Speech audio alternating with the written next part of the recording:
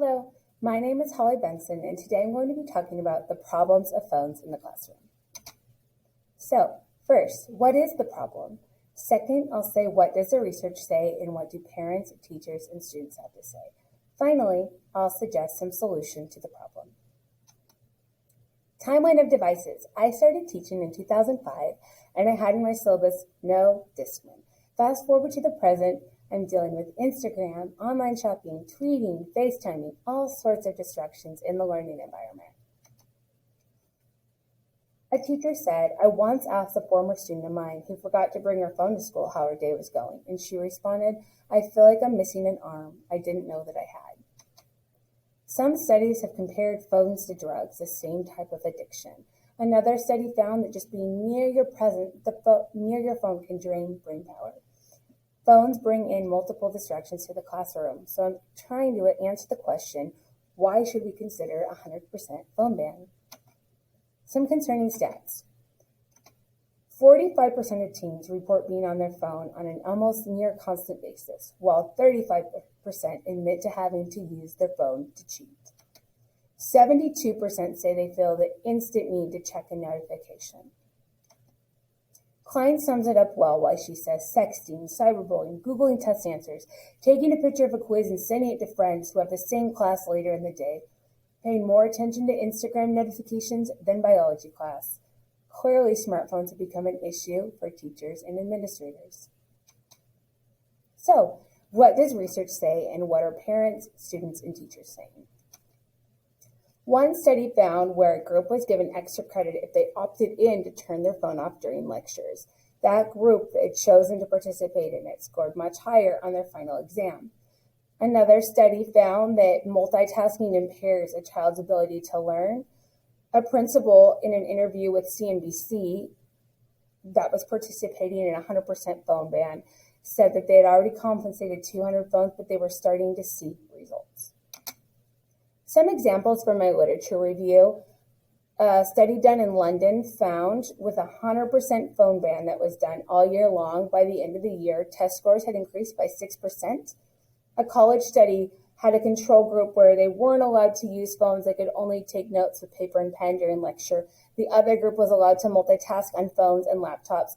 The control group did significantly better on the exam for that as well. Research has also found that about 30% of accuracy is lost on a quiz if students are allowed to have their phone or device in class. So what are parents saying? In a survey, 82% reported that they wish their child's school had a stricter phone policy and that their child wasn't allowed to use their phone in class.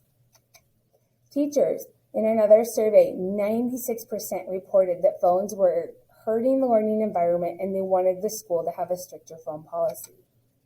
And what are teens saying? In that original study I talked about where students were given the opportunity to turn off their phone and earn extra credit, the teachers had them write about their experience at the end, and the essays expressed the relief, peacefulness, sense of freedom it afforded them to not constantly be checking their phones. In another study, students expressed things like blocking Wi-Fi or enforcing the rules. Even students know that they need guidelines. So, what is my solution? Step 1. Educate students and parents of the harms and negative effects of phones in the classroom. Just sharing knowledge, sharing articles, or the movie The Social Dilemma to bring awareness to this situation might help them buy in. Step 2 is set a very clear plan of when and how the phone ban will start and reassure students and parents that students will still be able to get into contact with their parents as needed, with maybe more phones on campus, or the parents being able to call the secretary and get into the student to address those safety concerns. Lastly, the most important step is to fully enforce the policy.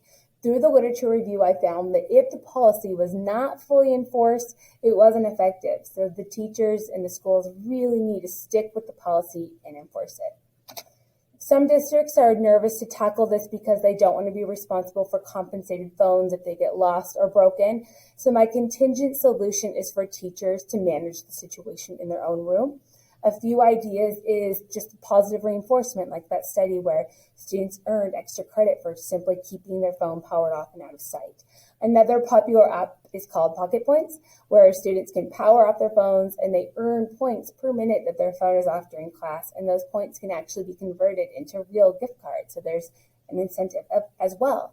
Kaya all suggests, again, just educating students, providing them some resources and helping them be mindful of the negative effects that having their phone in the classroom can bring. And then lastly, a popular one is a class contract, where the teacher takes some time to sit down with the class and really hash out and negotiate a plan of when it's appropriate to use a phone, when it's not appropriate to use a phone, and clear consequences.